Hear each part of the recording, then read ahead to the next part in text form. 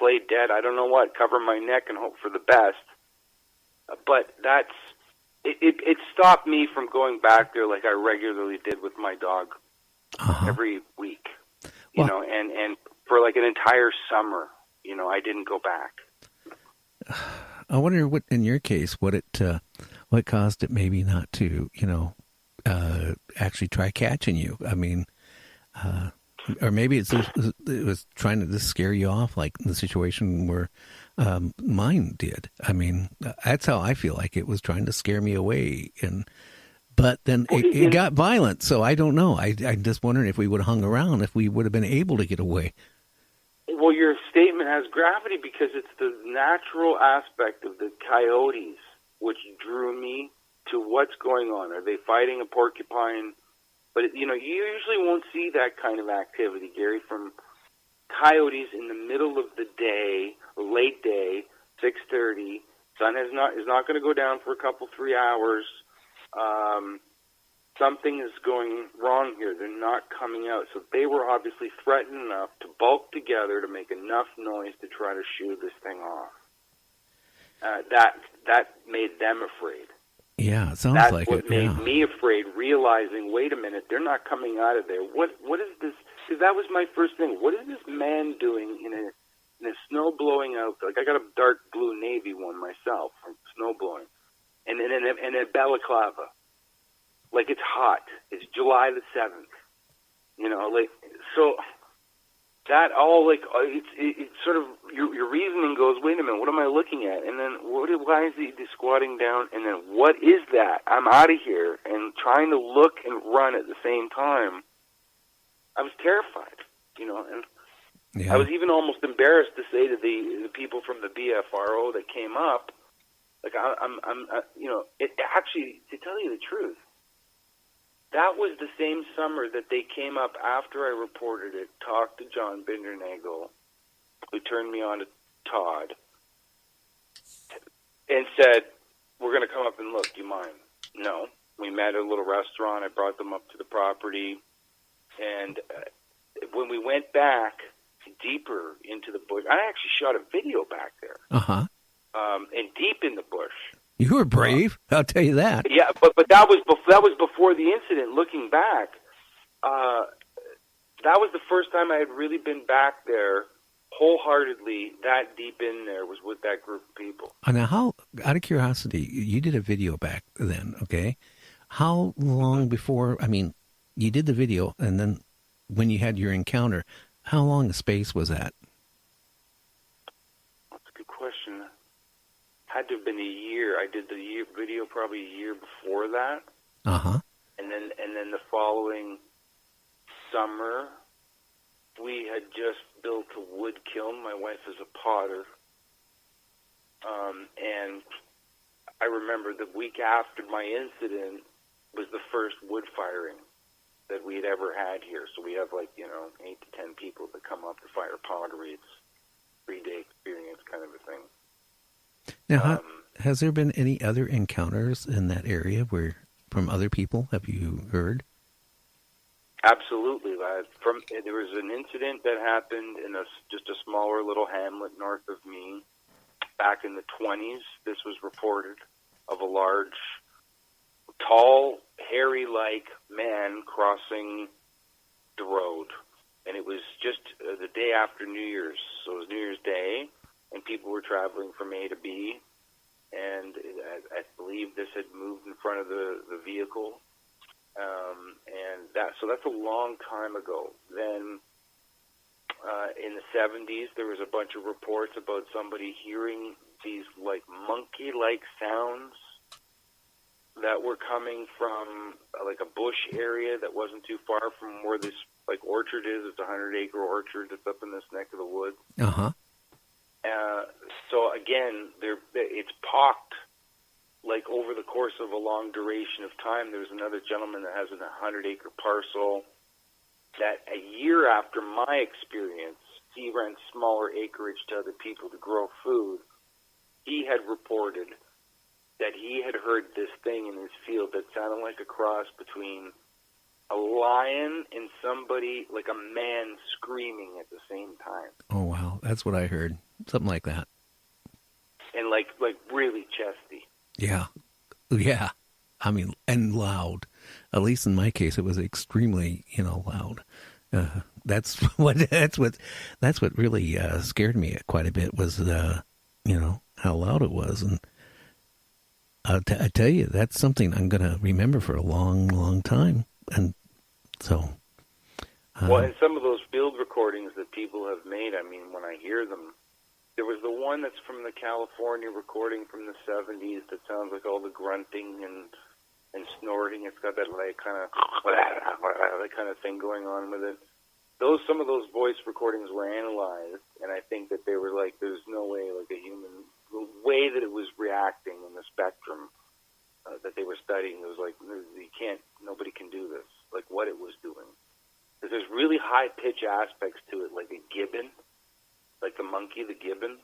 Like mama, like kind of a thing that goes on in it, and it's crossed with all that other grunting and stuff too. So it's like, like find me somebody that can imitate this, and then I'll say it's a fake. But they have never been able to prove it wrong. So well, in the case, what I heard, honestly, Ed, it was so loud. I don't think a human could even begin to do it. And it carried. I mean, it's just, I don't know. It's just undescribable, unless you heard it. And like it's just shaking a tree, right?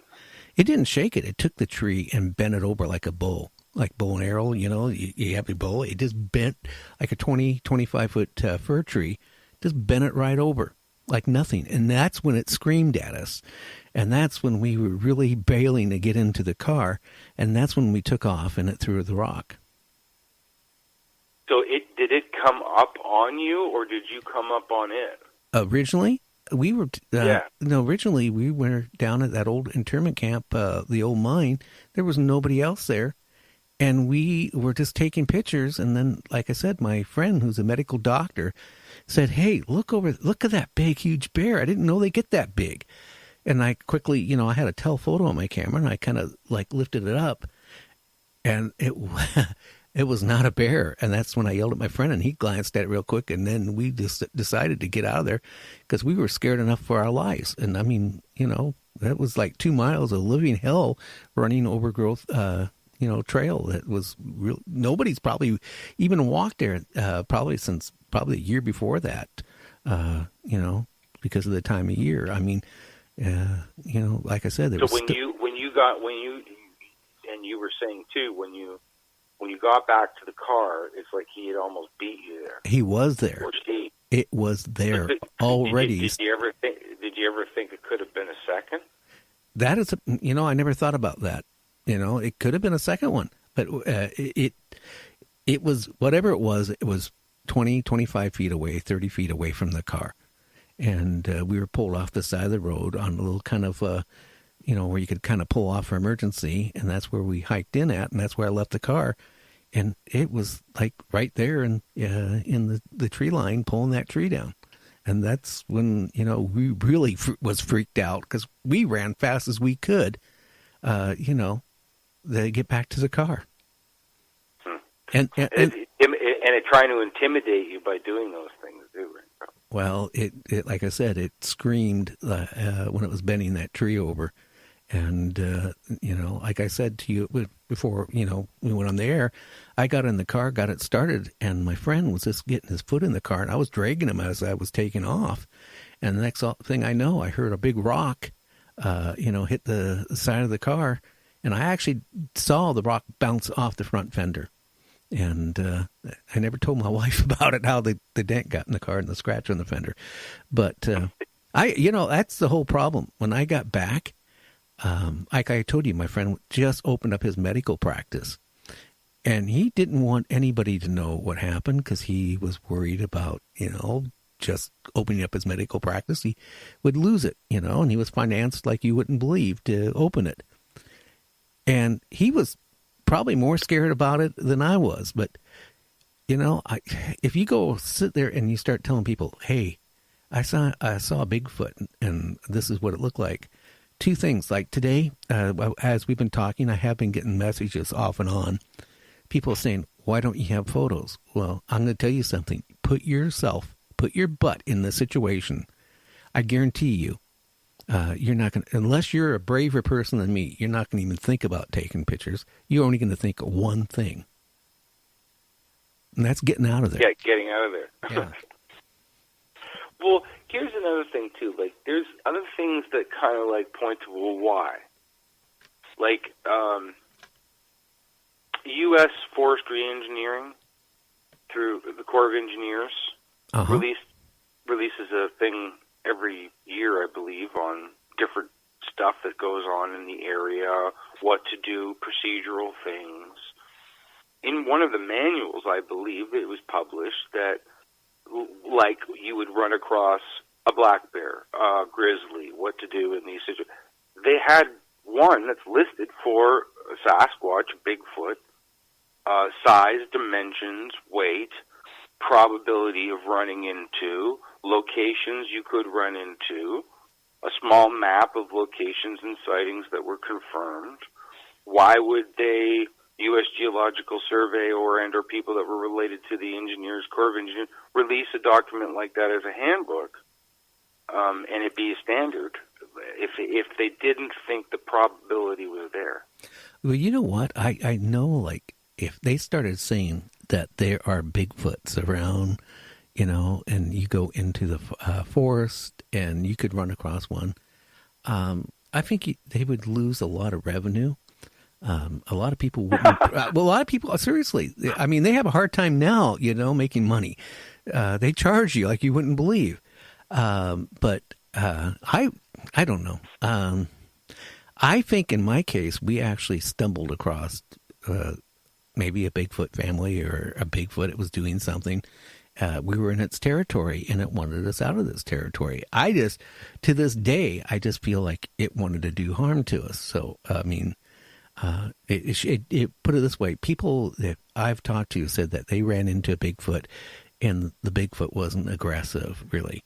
Well, everything that happened to us showed me that it was more of aggressive nature than non-aggressive, Well, and hey, like, I've run into humans that are either aggressive or non-aggressive, dogs that are either aggressive. I mean, I love dogs. I've been around dogs my whole life. I'm a dog owner now.